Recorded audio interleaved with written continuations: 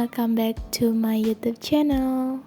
Pada kali ini, saya akan membahas mengenai PBD atau Produk Domestik Bruto. Apa sih pengertian dari PDB? PDB adalah jumlah dari produksi barang dan jasa yang dihasilkan suatu negara dalam periode waktu tertentu, atau umumnya setahun. Fungsinya adalah sebagai alat ukur bagi perkembangan ekonomi suatu negara. Kemudian, bagaimana sih cara menghitung PDB? Cara menghitung PDB yaitu PDB sama dengan C ditambah I ditambah G tambah NX, di mana PDB sama dengan produk domestik bruto, C-nya sama dengan konsumsi rumah tangga nasional, I sama dengan investasi, G sama dengan konsumsi negara, dan NX sama dengan ekspor dan impor. Poin-poin penting pada pengukuran PDB yaitu konsumsi C adalah konsumsi barang dan jasa yang terjadi dalam negara yang bersangkutan. Tingginya nilai konsumsi dapat mengindikasi bahwa terdapat hasrat yang tinggi dalam masyarakat untuk membelanjakan uangnya. Kemudian, investasi atau I di sini bisa berupa investasi domestik atau pengeluaran modal. Dunia usaha mengeluarkan uangnya untuk meningkatkan bisnis seperti dengan berbelanja keperluan kantor, mesin pabrik, dan lain-lain. Kemudian, belanja negara atau G dapat berupa pengadaan peralatan untuk menunjang kegiatan pemerintahan, pembangunan infrastruktur, hingga pembayaran gaji pegawai negeri sipil. Belanja yang dilakukan oleh negara ini juga merupakan komponen yang masuk dalam skor PDB. Lalu poin penting berikutnya yaitu perdagangan internasional juga turut serta dalam menyumbang nilai produk domestik bruto. Skor NX diperoleh dari total nilai ekspor dikurangi nilai impor. GDP Indonesia sendiri menyentuh angka 1.042 triliun US dollar pada tahun 2018. Kemudian, apa saja komponen-komponen dari produk domestik bruto? Yang pertama adalah konsumsi private atau private consumption. Adalah menghitung konsumsi dari individu atau rumah tangga untuk beberapa jenis barang. Seperti durable goods, yakni barang yang awet atau tidak cepat rusak, yang pada umumnya memiliki umur yang relatif panjang, atau bisa dikatakan lebih dari 3 tahun. Contoh, motor, mobil, elektronik, dan lain-lain. Namun tidak termasuk untuk pembelian rumah baru. Kemudian yang berikutnya yaitu non-durable goods, yakni barang yang langsung dikonsumsi dan habis manfaatnya. Contoh, makanan, minuman, sepatu, dan lain-lain.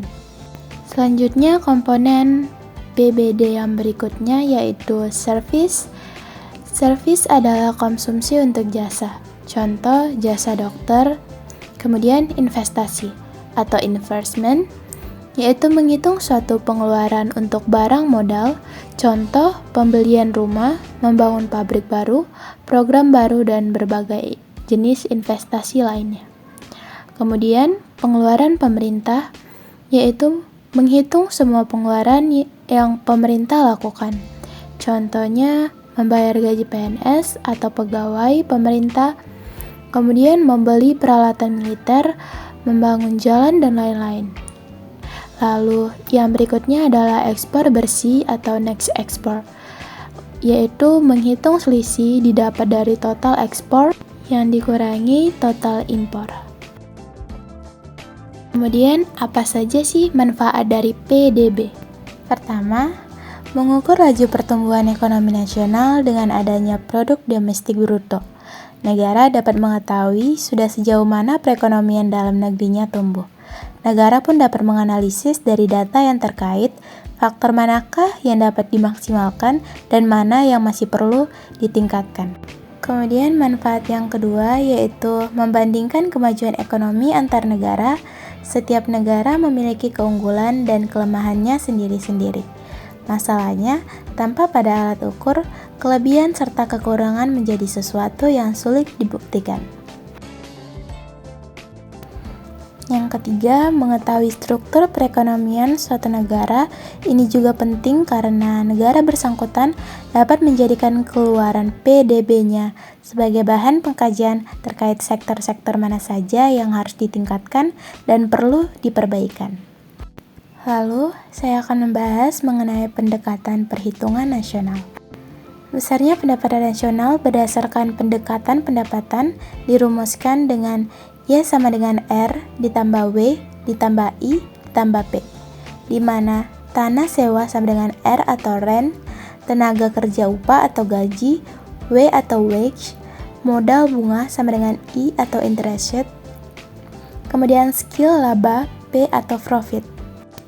Lalu pendekatan produksi. Dengan demikian, pendekatan ini dapat dirumuskan sebagai Y sama dengan NTB 1 ditambah NTB 2 ditambah NTB 3 tambah titik-titik NTBN. Berikut keterangannya yaitu Y sama dengan pendapatan nasional, NTB sama dengan nilai tambah dari sektor ekonomi. Lalu pendekatan pengeluaran. 4 sektor rumah tangga sebagai pelaku ekonomi yang digunakan sebagai acuan dalam menghitung pengeluaran sebagai berikut. Y sama dengan C tambah I tambah G tambah X dikurang M. Y sama dengan pendapatan nasional, C-nya konsumsi, I-nya investasi, G pengeluaran pemerintah, X ekspor, M impor. Demikian penjabaran mengenai pengukuran PDB atau produk domestik bruto, sekiranya dapat bermanfaat. Thank you for watching.